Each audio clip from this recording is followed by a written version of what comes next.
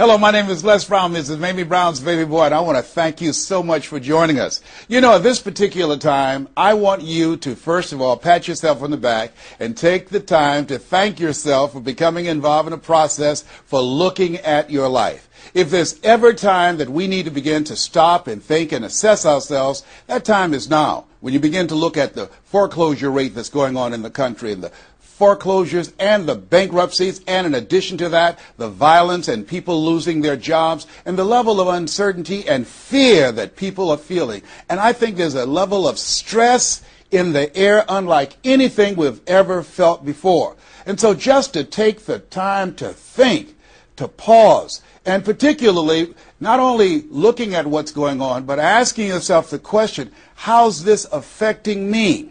You know, we want to all become successful, but I've found that there's some success that's toxic success. What I mean is that you don't want to end up going after goals and dreams and neglect yourself. I want you to think about your goals and dreams and things that you want to achieve, and at the top of the list, I want you to put up there your strategy for being here. I just came from the doctor. Let me share something with you. I don't care what goals and dreams that you have. You've got to have your health in order to be here. So at the top of my list, and I'm suggesting you put it at the top of your list, your strategy, your game plan for being here. What are you going to do to take better care of yourself? That's one of the first things I want to ask you about. Because when I look at my life at 64, and I used to think people in their 50s were old, but now that I'm 64, I said, look here, people in their 80s and 90s, they're old people. My goal is to be here not only just to see my grandchildren, but to see my great-grandchildren and my great-great-great-grandchildren. But in order to be here, that's not just lip service, that's a commitment with my time, with my energy, and the choices that I make. So I want you to think about your strategy for being here, and I want you to think about your goal for securing your life in your future. See, as I get older, my goal right now is to become an asset to my children rather than a liability, financially and physically. See, I don't want to be a burden to my children. I don't even know if they like me that well. See, I love my mama. My goal and dream was to take care of my mother. I did that. I brought her home. I took care of her until she's 89. But children, they're different today. These are different type of people up in here. You don't know what this generation might do. Now, I know they say, Dad, we love you, but I really, really want to stay in good shape and take care of myself because I don't want to be around the house and my kids saying, look here, who's going to take care of him today? All he's doing is sitting around talking to himself, talking about, yes, I can, and yes, I will, talking out of his head. No, I don't want that kind of party for me. My goal and objective is to die young at an old age. So I have a game plan. I don't like to eat vegetables all the time, but now I feel like a silly wabbit. Why? Because I realize at this stage of my life, I've got to eat more vegetables, I've got to get more rest, I've got to drink more juices, and I've got to do all of the things that make the healthy choices that will say to my body, Les, you plan to be here, I see that you're serious, so I'm going to take care of you. I do 160 push-ups every morning nonstop. Why? I couldn't do that at 15 or 20. But at this stage of my life, I've got to do those kinds of things in order to challenge my body, to stretch my body, and to indicate I plan to be here. What's your plan? What's your goal? Because if you don't have a goal for being here is not a given. When I was a kid, we used to go to funerals of old people. I can't tell you how many young people whose funerals I've gone to. I can't tell you how many. And so, and there's something about between 40 and 60. I don't know what it is about that period in time. Between 40 and 60, if you're approaching 40, I can tell you, and you already know, life begins to intensify. Things happen to you, and things happen to people you care about. Between 40 and 60, if you can make it through that period, you can take a deep breath, because most people don't make 60. Most people don't. And why? And I think it's because people just take it for granted that they're going to be here. So I want to share with you some goals and strategies as you think about your goals. I want you to visualize yourself having optimal health. Having your right mind. I used to ask my mama, Mama, every Sunday you stand up in church and other older members of the church say, I want to thank the Lord for waking me up in my right mind this morning. Why do y'all say that all the time? She said, don't worry, son. You live long enough, you'll find out. She was absolutely right. I went in the room the other day to find something. I got in there, and I couldn't remember what I was looking for. I came out. I remembered what I was looking for. I went back in. I found it. Then I couldn't remember why I was looking for it. One of my children said, Daddy, you need some ginkgo biloba. I said, what's that? She said, something for your memory. I went down to the health food store. I was walking around. The lady said, may I help you, sir? I said, I forgot why I'm here. She said, you need something for your memory.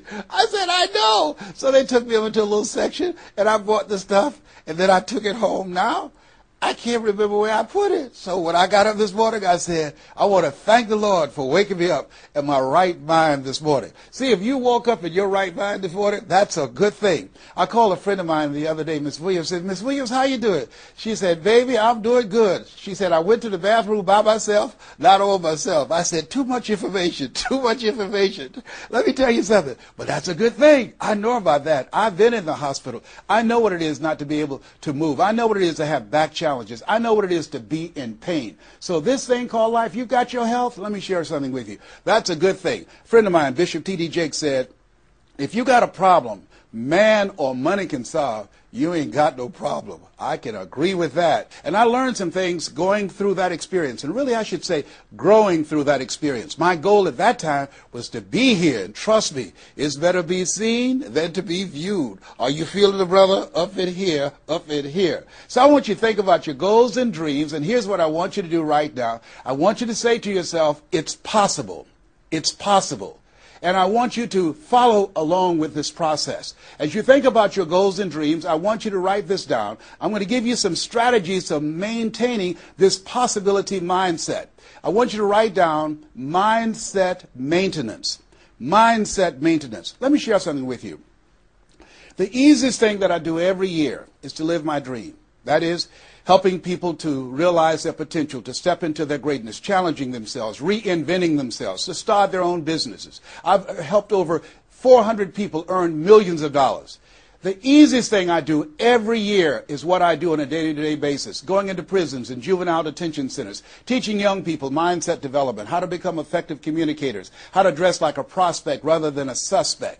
Those are the easy things that I do. Let me share with you the most difficult thing that I've ever done in my life. And that was to believe that I could do it. That's the most difficult thing that I've ever done in my entire life. To believe that I, Les Brown, who was born in an abandoned building on a floor in a poor section of Miami, Florida, with a twin brother. We were adopted. We were 6 weeks of age by Mrs. Mamie Brown, and I called myself Mrs. Mamie Brown's baby boy. All that I am and all that I ever hope to be, I owe to my mother. I saw a sign once that said, God took me out of my biological mother's womb and placed me in the heart of my adopted mother. To believe that I, Les Brown, who was labeled educable mental retarded, put back from the 5th grade to the 4th grade, failed again when I was in the 8th grade, to believe that I had the ability to live the life that I'm now living. No one could have told anybody who knew me, including myself, looking in on us when Mrs. Mamie Brown was raising us in a poor section of Miami, Florida called Liberty City in Overtown, that I would be who I am right now. I didn't even know that. And I want you to think about your goals and dreams, and I want you to expand them. Why? Because it has been said that most people fail in life not because they aim too high and miss. No, most people fail in life because they're just like I was for 14 years. They aim too low and hit. And many never aim at all, not at all. They just go through life surviving. Someone said that many people die at age 25 and don't get buried until they're 65. I was talking to a friend of mine named Rosia, and I said, Rosia, how you doing? And she said, let me tell you something. Life is a mess. I said, girl, what are you talking about? She said, my life is a mess. She said, you know what? She said, I just was sitting up here thinking, I haven't lived. I haven't lived. She said, I've been working hard all my life, paying bills and taking care of my children, and my children are gone, and I've just been thinking, I haven't done anything. She said, when I die, I don't want when people view my body, I don't want them to say, oh, she had a funny expression on her face. I said, what do you mean by that? I don't want to have an expression that I'm mad, because if I died right now, I would be mad. I said, why? What are some of the things you'd like to do? She said, travel. I would love to travel. I'd like to see the pyramids. I've never been to Paris. I want to go to Paris. I've never been there. There are things that I want to see, things I want to do. She said, I want to make a difference in young girls' lives, teenage mothers. I was a teenage mother. I want to be able to make a difference in their lives and see the impact that I had on their lives. And she learned, she mentioned a variety of things. And I remember a story about a lady who went to the doctor, and she was diagnosed with terminal cancer. And she came home, and she was sitting at a table, and she was drinking some coffee, and all of a sudden, she just looked up and she said, "I refuse to die an unlived life. I refuse to die an unlived life." And she decided that she was going to live. That up to that point, her life was for her family, for her children, for her husband, but she had left herself out of the equation. Have you ever done that? I remember at a period of my life, I was going to work, and I was working on a job that I hated. And at the same time, I was praying that I wouldn't get fired. I was praying that I wasn't laid off. I was miserable. Nobody was holding a gun to my head, but I showed up every day, and I used a flimsy excuse. Well, I got to pay the bills. I've got a car payment I have to pay. I have a family. I have children. I have a car note, and I have a mortgage note I have to pay. I've got to survive. I was showing up for a paycheck. Ladies and gentlemen, that's not living. And a friend of mine said, "You know when people change?" And I said, "No." He said, "When they get to the point when they say, 'I've had it. I've had it.'" I think the only reason that you're listening to me right now, the only reason that you're watching this webinar, that there's somewhere in your heart of hearts that you've said, as you looked at your life, you said, "I've had it." And not only have you said, "I've had it," but you said also in your heart of hearts, "I can do better than this." And let me share something with you. You can. Because if anybody told me, and I'm going to share some things with you that I've done, not for the purpose to impress you, but to impress upon you what the possibilities are when you work on your mind and have mindset development. Because I've found that how people live their lives is a result of their state of mind. It has been said, you don't get in life what you want, you get in life what you are. So part of the process, number one, is expose yourself to positive messages. See, what I'm doing right now, I'm distracting the story that's going on in your head right now. How you live your life, how I live my life, how all of us live our lives is a result of the story we believe about ourselves. And most of us are born into stories. I was born into a story where we were poor, but we didn't know it. I didn't know we were poor until I got on a bus with my mother going to do domestic work on Miami Beach. And when we crossed the Venetian Causeway and I saw those big, beautiful hotels, and I was in the homes with my mother making up beds and cleaning, and we ate the food left over from the families that she cooked for. And we wore the hand-me-down clothes of the children that she kept. And I kept saying, "Mama, what is it, boy?" As we got ready to pack up to go back home and to Overtown and Liberty City and all the poverty and filth and the violence there, I was saying, "Why can't we stay here? Why can't we stay here?" She said, "Leslie, we can't." "Why?" "Because we can." "Why, Mama? Why can't we?" She said, "It's just the way it is. Now shut up." And I kept saying to myself, why is that the way that it is? And I guess I was okay for Wesley and Margaret Ann and Leonard and Angelo and Sharon and Linda, but it wasn't okay for me. I was curious. I wanted to live like Mr. Sidursky lived. I wanted the big car that he had. I wanted that big home that he had. We lived in a 2-bedroom apartment. It was 7 of us, plus Mama. He had a big mansion, just 3 of them, 10,000 square feet. I said, "Mama, what is it, Leslie? One day, I want to buy you something just like this." My brothers and sisters, when we were on the bus going back, they were just engaged in playful things. I was thinking and dreaming. Mama didn't understand why I was thinking like that, because I'd been exposed to positive messages. I had to take care of Mr. Sidursky. I had to shine his shoes and clean his office. And every day when he was listening to motivational messages, I was hearing those things too. Earl Nightingale, we become what we think about. All of us are self-made, but only the successful will admit it. In order to be successful, you must be willing to do the things today others won't do in order to have the things tomorrow others won't have. Your mind is a machine. You must program yourself for success. Wow. When I heard those words, I said, wait a minute. I could program my mind for success. I can program my mind for wealth. You can too. Trust me. I've earned over $55 million in the last 28 years. Anybody told me that I would be doing what I'm doing right now? I spoke recently in Sweden. They paid me 40,000 euro for an hour speech. I had no idea that this Les Brown that you now see had the ability to do that. I used to work for the Miami Sanitation Department as a garbage collector. I used to be a janitor. I used to do door-to-door sales. I used to work for Sears in Miami on Biscayne Boulevard. I had no idea this Les Brown that you now see had the ability one day to give lectures at Harvard or Yale or Dartmouth University. I had no idea that this Les Brown existed. I don't tell you that to impress you, but to impress upon you. There is more in you. Simba, there's more in you than you have been expressing. All of us have seen Lion King, some great symbols in there. And I say to you, there's more in you right now than's represented in your bank account. There's more in you right now that's being reflected by your life right now. Your life is not a true reflection of your potential. You have greatness within you. You have the ability to do more than you can ever begin to imagine. There's a reason that my favorite book says, as a man thinketh, so is he. And as he continues to think, so he remains. In order for us to begin to break into that level of greatness that we have within ourselves, you have to make a conscious choice every day to expose your mind to positive messages. So I put myself on a regimen. I do this every day, and I suggest that you do it. Write this down. Number one, listen to motivational messages every day. If you have Choosing Your Future, a set of tapes, the CDs that we produce, or Creating Your Greatest Life, I guarantee you, if you do what I'm sharing with you right now, for 6 straight months, every day, your life will never be the same again.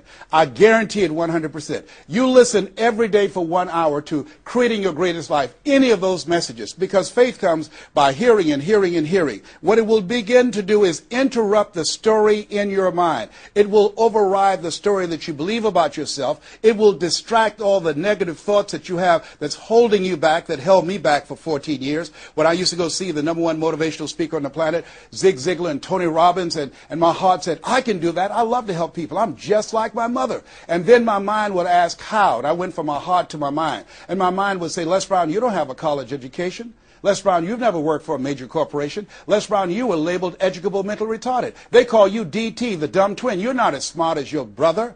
Have you ever thought about something you wanted to do and you convinced yourself that you couldn't do it? See, sometimes we need to have some external voices. And so by listening to motivational messages, that began to override the negative thoughts that I had about myself in my mind. And it gave me a new story and empowered me and gave me a vision of myself beyond my circumstances and mental conditioning and started me to writing a new chapter in my life.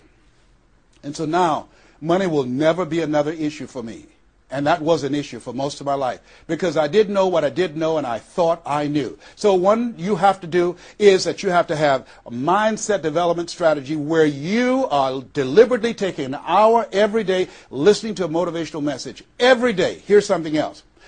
Read 10 to 15 pages of something positive every day. Why? And read it with conviction and stay focused. 10 to 15 pages every day. This is 7 days a week? Absolutely. Absolutely. Every day, McDonald's know that you know where they are. Burger King know that you know where they are. But every day they have some advertising. They have billboards, they have radio, they have television. Why? Because by exposing you to those messages, that will begin to impact your behavior. And it will drive you into the place to purchase what they're advertising. Now you're advertising for your greatness. And faith comes by hearing and hearing and hearing and hearing. So you want to listen to positive messages every day. You do this, I'm telling you, your life will never be the same again. And read 10 to 15 pages of something positive every day. I read 2 to 3 books a week. Why? Because I have goals and dreams of things I want to achieve. I want my life to count. I want to make a greater impact. At this stage of my life, I'm working on my children's education. A good man leaves a legacy for his children's children. So I'm working on their education at this point in my life.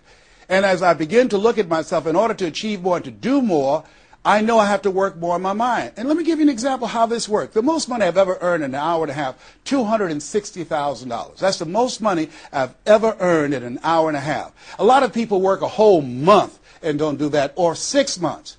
Then, and this is the next thing I want you to do. I want you to look at your relationships, and I want you to upgrade your relationships. See, MIT did a study, and this study indicated that you earn within $2,000 to $3,000 of your closest friends. Not only did I start reading books every day and listening to positive messages, but I separated myself from my friends who did not have goals and who did not have dreams. Why? Because people rub off on you. It's called a mind virus. you earn within $2,000 to $3,000 of your closest friends. So when you upgrade your relationships, you got to ask yourself the question, who is it that I need to associate with, that I can learn from, that I can grow mentally, emotionally, spiritually, and financially? By aligning myself with another person that I can learn from. And Dr. Dennis Kimbrough said, if you're the smartest one in your group, you need to get a new group. Whoa, think about that. I was the smartest one in my group. And then one person called me who had been admiring me for years and said, Les, I want you to coach me and my trainers on how to tell a story and create value for an audience. And I want to share with you some things. I want to teach you some things, old man. I said, is that right? He said, yes. You always say you're never too old to learn and you're never too young to teach. I want to teach you some things. I said, okay, I'm open to that. Now, let me share this with you. He blew my mind. The most money, as I mentioned to you, I've ever earned, speaking to over 8,000 people in Salt Lake City, Utah, $260,000. I did an event with this individual, just over 500 people, because of what I learned from him, because I upgraded my relationships. I earned over $410,000 in an hour and a half. I was excited, but I was also depressed, because I've been speaking for 28 years. And I started thinking about all the money that I left on the table, all the hotels and plane rides, all of the audiences I spoke to, all of the money that I missed out on because I didn't know that I didn't know, and I thought I knew. I was a big fish in a small pond. I can't tell you, if you don't get anything else, you have to look at your relationships and you've got to ask yourself the question, what is this relationship doing to me? And I mean in every area of your life. When the doctor looked at me and said, you have cancer. Cancer is the most feared word in 7 different languages. One of the first things I had to do, I found out who had cancer at some point in time or was living with cancer and conquered it. I surrounded myself with people who had done what I wanted to do, who were winning at the game.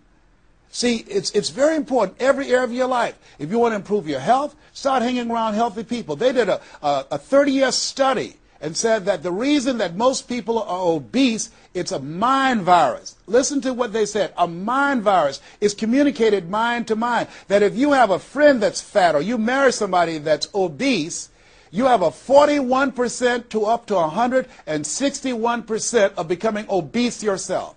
Even if they live in another state. Whoa, why? Because birds of a feather flock together. Never forget, a high school teacher, Mr. Leroy Washington, said, Mr. Brown, if you run around with 9 broke people, I guarantee you, you'll become number 10. Whoa. Think about that. Part of your mindset development, not only listening, not only reading, but you have got to look at your relationships, upgrade your relationships, and continue to evaluate them and make sure they're an asset to you and not a liability. My son John Leslie is a motivational speaker. He has a saying, who should you count on and who should you count out? See, there's some relationships that can start out real positive, and then sometimes we outgrow people. Has that ever happened to you? Have you ever outgrown someone? Somebody you used to be close to, used to be your bosom buddy, and then you haven't been together for a time, and then when you get together, you have absolutely nothing in common. Sometimes that happens with family members. My twin brother, it's a strained conversation because he's talking about, Les, did you hear who died? No, I don't get up reading the obituary column. I'm glad my name is not there. Hello, I don't care. I'm focusing on living. Our conversations are so different. Isn't it interesting how you could be raised in the same family, same circumstances, by the same parents and end up dramatically different? It's called life. Here's the other thing that's very important. Write down the goals that you want to achieve. Write them down. Put them on a 3x5 card. And I want you to use a King James Version Bible and Matthew 7:7. Ask and it shall be given. Seek and ye shall find. Knock and it shall be open unto you. I want you to write that on one side of the card. On the flip side of the card, I want you to write down one major goal that you want to achieve. And you want to read that 3 times a day. 3 times a day. What are you doing? You're hypnotizing yourself. And you're dehypnotizing yourself. What you're doing is you are dispelling the myths and all of the spells that you're living under. I think that a poverty mindset is a spell. I think that people go so far, and because they're mesmerized by life, they unconsciously stop. And you have to break that spell by constant attention. So on one side you read your goal, that one major goal, 3 times a day. Then the flip side, you flip that scripture over. Ask and it shall be given. Seek and ye shall find. Knock and it shall be given unto you. As you read that every day, 3 times a day, I can tell you, amazing things, breakthroughs will happen for you. Now, we're going to take a break right now, and I want you to take the time to think about this one thing. What is it that you're going to do differently? Because in order to do something you've never done, you've got to become someone you've never been. You've got to be willing to give up who you have been to give birth to who you can become. I want you to take the time and write down one radical change that you're going to make about you, and you know if you do that, your life will never be the same again. This is Mrs. Mamie Brown's baby boy, Les Brown. We're going to take a break right now, and we'll be right back.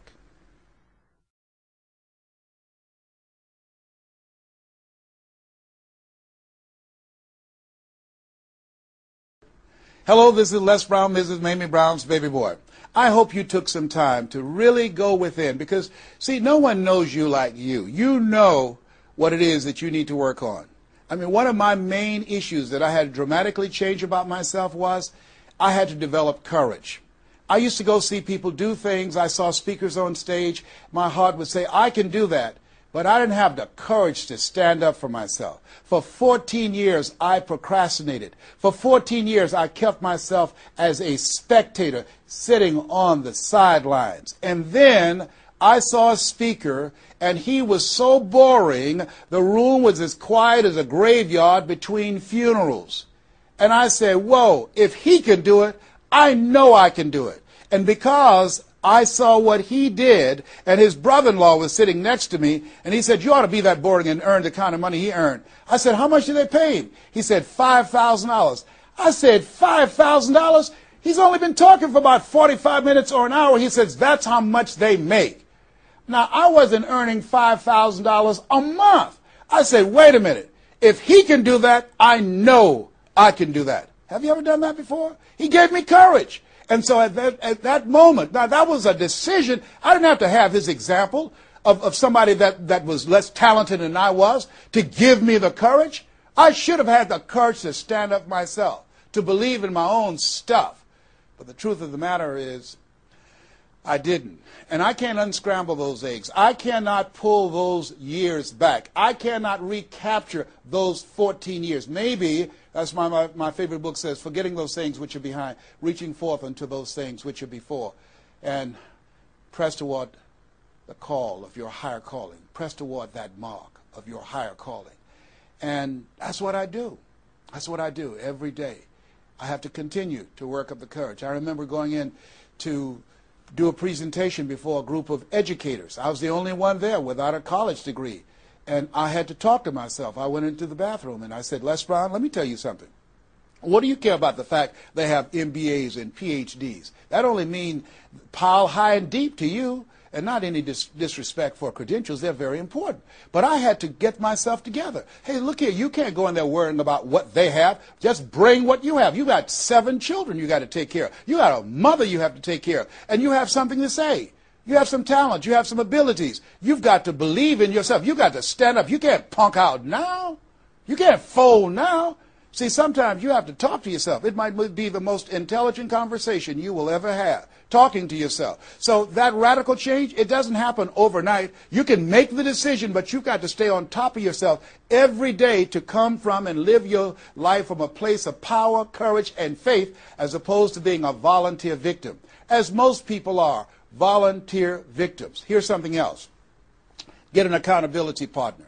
Get someone that's like you, a like-minded, like-hearted person that you have similar goals and dreams, and you hold each other accountable, and you talk with each other on a regular basis. And if you can, join a mastermind group of other supportive mindsets of individuals who are working to improve themselves, who are stretching and challenging themselves. And here's something else, a worthwhile investment. Find yourself a coach. Find someone in your industry, find someone in your area of interest that you can invest in yourself and have an accountability coach. I have a coach. I spend over $100,000 a year on my personal growth and development on my coach. Why, Les? You're Les Brown. You were selected one of the top 5 speakers in the world. You got the highest award from Toastmasters International and the National Speakers Association. You're one of the highest paid speakers in the world. Why would you need a coach? If you ever watch Tiger Woods, who everybody would say arguably one of the greatest golfers on the planet today, whenever he swings, you will see him look at the ball, and then he'll look to the right to look at his coach. If Tiger Woods needs a coach, what do you need? What do I need? Here's something I can tell you that I know.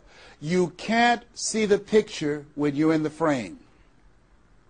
You can't see the picture when you're in the frame. Most people fail because they don't know that they don't know, and they think they know. Einstein said, the thinking that has brought me this far has created some problems that this thinking can't solve. See, what got you where you are right now? Your best thinking has produced the level of money that you have, your level of accomplishment, the growth of your business, or the lack of. Your best thinking has produced that.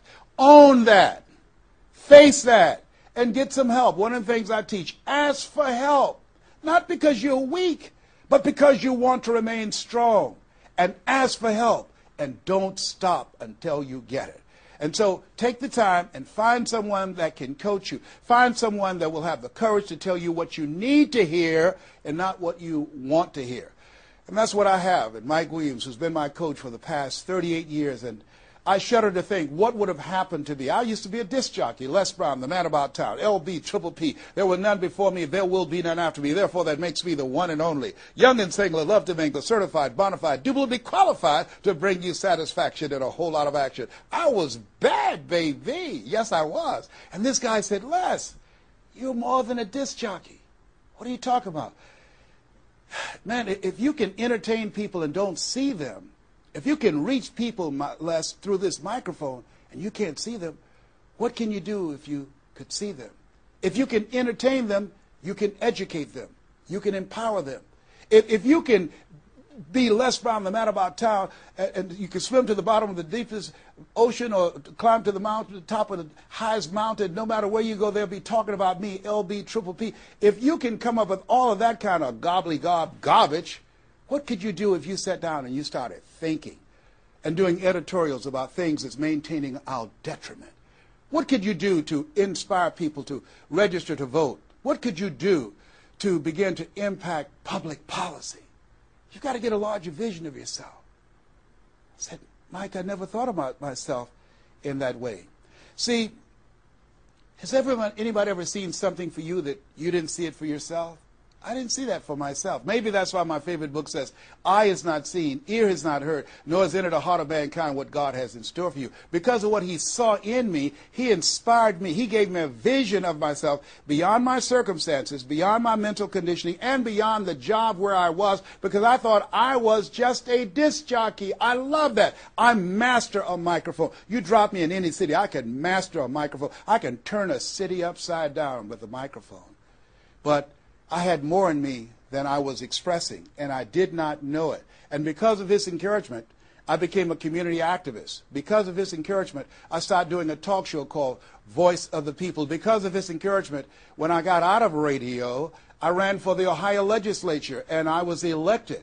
And because of his encouragement, I passed 14 bills my first term. Because of his encouragement, I was elected 3 times and became the chairman of the Human Resource Committee. Because of his encouragement, I became a public speaker. Because of his encouragement, I became an author. Because of his encouragement, I did a show for King World called The Les Brown Show, and they paid me $5 million, $2 million not to speak. Because of his encouragement, I produced specials for PBS, public television. They said, you couldn't do that. You don't have a college education. It's educational television. Because of his encouragement, I did so many things I had absolutely no idea that I could do. I encourage you to live full and to die empty. There's more in you right now than just working on a job where they pay you just enough to keep you from quitting and you work just hard enough to keep from getting fired. And when you make the decision and identify that key area of your life that you need to make a radical change, things will begin to open up for you. Now, here's the other thing that's very important. Once you identify your goal, I want you to get, if possible, a visual picture of your goal. My major goal was to buy my mother a home. I got the picture of the home with a 12-foot swimming pool and a basketball court on a golf course. I bought that home for my mother. It cost just over $400,000, 10,000 square feet. I had a picture long before I had the money and the down payment to get it. My goal was to be known nationally and internationally as a speaker. I had that goal. I had a card that I had on one side, asking, it shall be given, seeking, ye shall find, knocking, it shall be opened. On the other side, I had, I'm the world's #1 orator. I produced that result in my life. I had a goal of becoming a talk show host. I used to watch Phil Donahue, and I put my picture on the screen of the television as I listened to the program. I visualized myself there, and I was called by King World Production, and I had my own talk show. Well, it was the highest rated, fastest canceled talk show in the history of television. Well, at least I had one. It's called life. Now, here's something else. You will fail your way to success. Trust me on that. You can have a lot of failures, a lot of disappointments, but you will fail your way to success. Goethe says, that which does not kill you will make you stronger. See, 85% of people allow their fear of failure to outweigh their desire to succeed. That's why you have to be of good courage. You have to have courage. When life knocks you down, I have a saying, try and land on your back, because if you can look up, you can get up. So once you look at and decide the goal that you want to put some things, put a treasure board or a goal board and have pictures of the goal that you want to achieve so you can see it every day when you get up in the morning and the last thing at night. You're programming your subconscious mind where 9 out of 10 decisions that you make comes from there. Here's something else. Not only do you want a physical picture that you can see every day to remind you to keep you on course, but the other thing that's very important in achieving your goals, writing your goals down in detail and having 7 action steps that you take every day. Now, Robert Schuller said, by the yard it's hard, but inch by inch, anything is a cinch. You want to think about what are the things I need to do every day. Break it down into increments. You have your 30-day goals, and you have your 3-month goals, and your 6-month goals, and your 1-year goals, all right? You want to break it down in increments. What do you need to do starting today? Don't squander any time. There goes a second. There goes another second. There goes another second. And all the power in the world can't bring it back. So what are 7 things that you can do starting today? And then once you do those 7 things, then you work on all the other stuff. But what are the 7 most important steps that you can take that can move you in the direction of your goal? And when I decided to become a speaker, I started memorizing quotes every day. That was one of the goals I had, to memorize quotes. I have probably over 400 to 500 quotes and statistics in my head in all kind of areas. I've spoken at the National Convention for real estate conventions, RE/MAX. I've spoken for doctors and lawyers. I trained over 5,000 doctors last year, teaching doctors how to communicate with their patients to increase their taking of their hypertension medication, to increase their compliance from 30%. I was paid $640,000 in 1 month, Monday through Thursday, 30 minutes a day. A lot of people work a whole year and don't do that. I don't tell you that to impress you, but to impress upon you. You've got greatness in you. You can do more than you can ever begin to imagine. I had no idea this Les Brown UC existed. I had no idea. And the reason that you're watching me now is because you know in your heart of hearts that you can do what I've done and even more. And so as you begin to think about that, think about writing your goals down, listening to motivational messages, changing your relationships, upgrading your relationships, thinking about 7 things you need to do every day, some radical change you need to make in you. There's an old African proverb that says, if there's no enemy within, the enemy outside can do us no harm. Here's something else that's very, very important. As we talked about having a personal coach, the next thing that's important about reaching your goals is this. What is it as you look in your past that's affecting you right now? I saw a movie called Magnolia, a powerful line in that movie. And the movie said, we might be through with our past, but our past is not through with us. Whoa. Let me share something with you I realize about myself. The reason that I procrastinated for 14 years was because when I was in the 5th grade and Mrs. Mary Ford Williams said to Mrs. Crompton, he doesn't belong here. He is slow. He's not like his brother. And they put me back from the 5th grade to the 4th grade. That affected me. I didn't even realize it. They say sticks and stones will break your bones, but words will never hurt you. Yes, they will. But they can also free you up. Because I'll never forget when I met Mr. Washington. It was my junior year in high school. I had been in special education from the 4th grade all the way up to my junior year in high school. My twin brother always made the honor roll. And he said, young man, work this problem out for me. He was a new instructor. I said, sir, I can't do that. He said, why not? I said, I'm not one of your students. He said, look at me. Yes, sir. Work the problem out anyhow. I can't do what you asked me to do, sir. Why? Sir, because I'm educable, mentally retarded. And the students erupted in laughter. They said, hey, he's DT. He said, what's that? He's the dumb twin. He's not Wesley. That's Leslie. And he came from behind his desk and he said, don't ever say that again. Someone's opinion of you does not have to become your reality. That was a jarring statement. On one hand, I was humiliated, but on the other hand, I was liberated because he looked at me with the eyes of Goethe who said, look at a man the way that he is, he only becomes worse. But look at him as if he were what he could be, then he becomes what he should be. And here's what I learned from that experience. I want you to visualize yourself already there. Whatever goal, whatever dream that you have, see the picture complete. See yourself there. Why? We have something at the base of our brains called the reticular activating system. See, you have genius within you, and to prove it, let me give you an example. The other night, I said, I've got to get up tomorrow morning at 7 o'clock. I was at a hotel. I called downstairs and told them to call me at 7 o'clock. The hotel neglected to do it, but I woke up at 7 o'clock on the nose. Have you ever done that before? How did you know when to get up? Hey, that's subconscious mind. Everything we need, the answers are already there. Have you ever seen somebody and said, you know what, I remember your face, but I don't exactly know where. And then later on you say, hey, I know where I saw you, and it came. What happened? The conscious mind sent that thought to the subconscious mind, and it pulled that information up and gave it to you.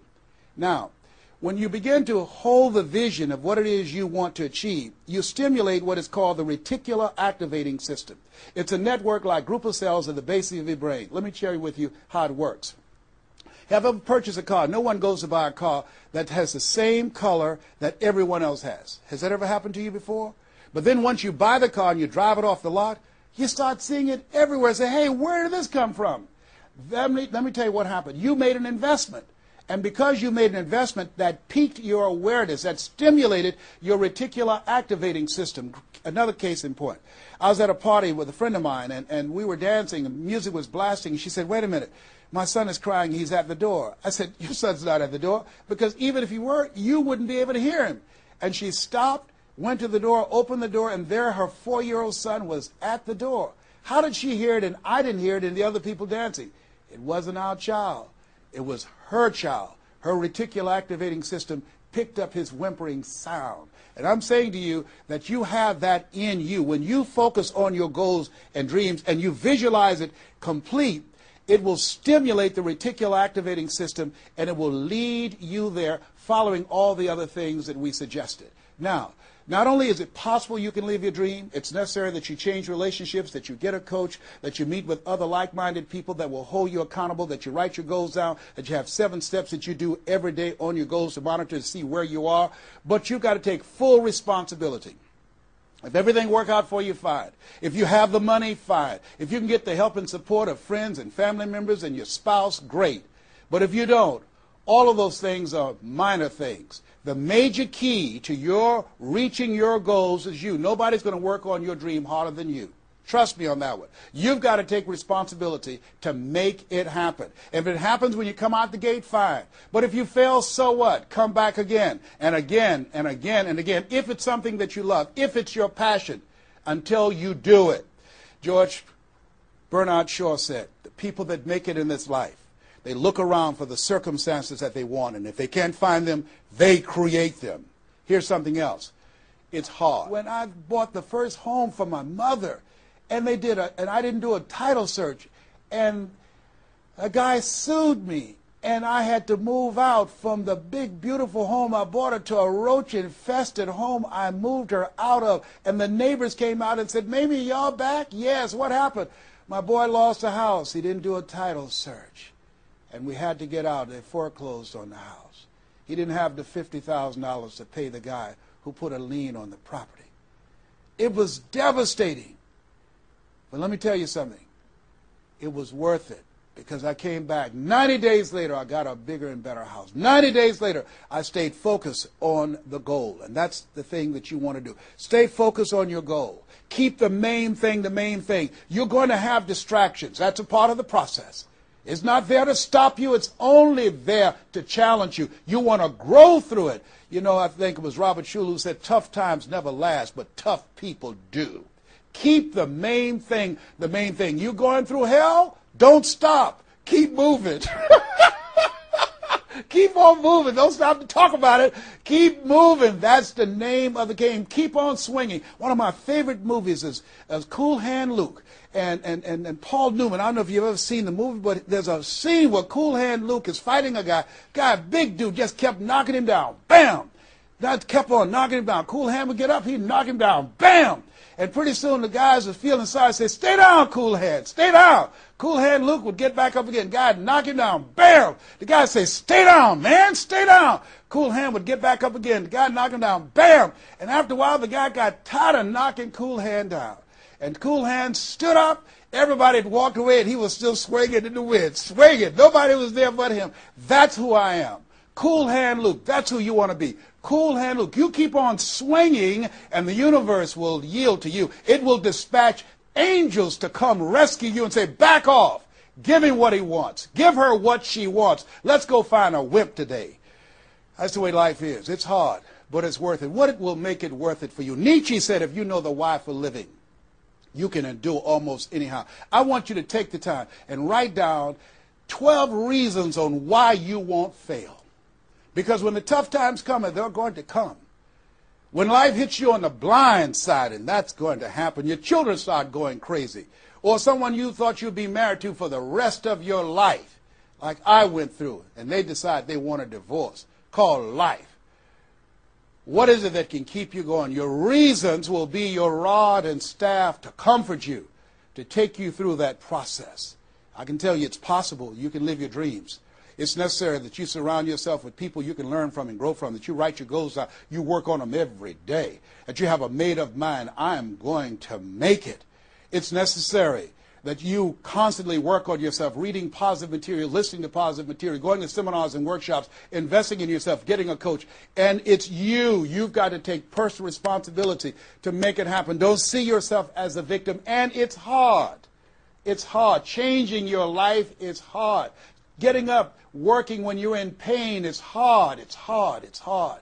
Working when you are trying to make something happen for you and the family, and you go home and you're facing a living hell where you need to refuel and replenish yourself mentally and emotionally and spiritually, and you got a battle in your home base. It's hard to keep your spirit up. It's hard. And people don't see the vision.